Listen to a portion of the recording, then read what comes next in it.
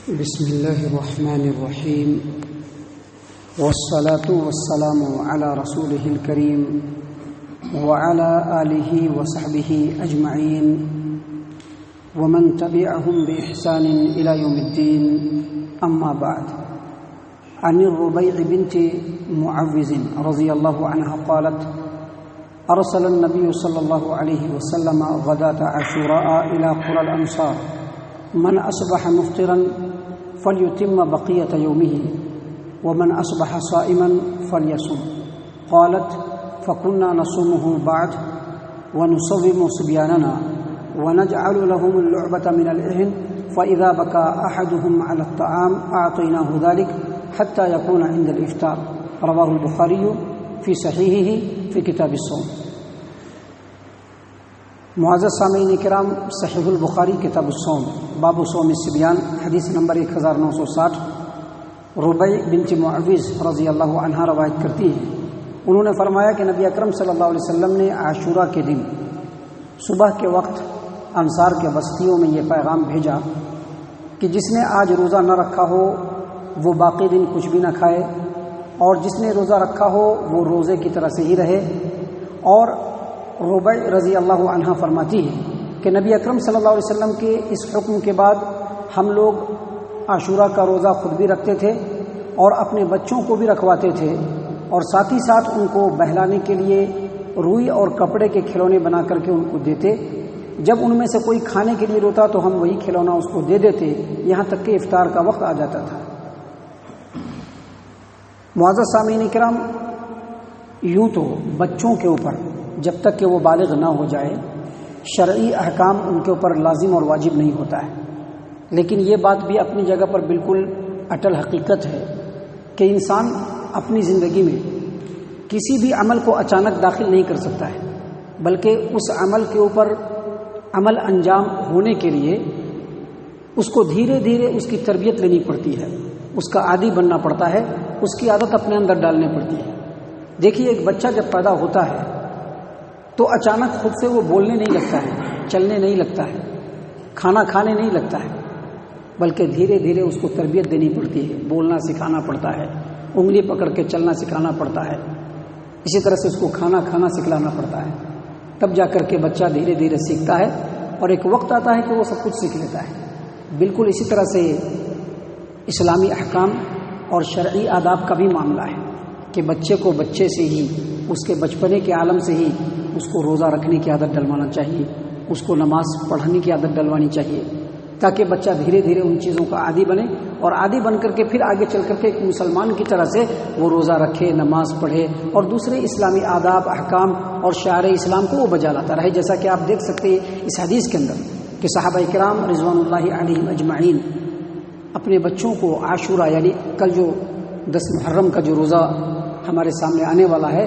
عاشورہ کا روزہ رکھوانے کے لیے عادت ڈلواتے تھے. آپ دیکھ رہے ہیں اللہ کے رسول صلی اللہ علیہ وسلم کی حدیث ہے.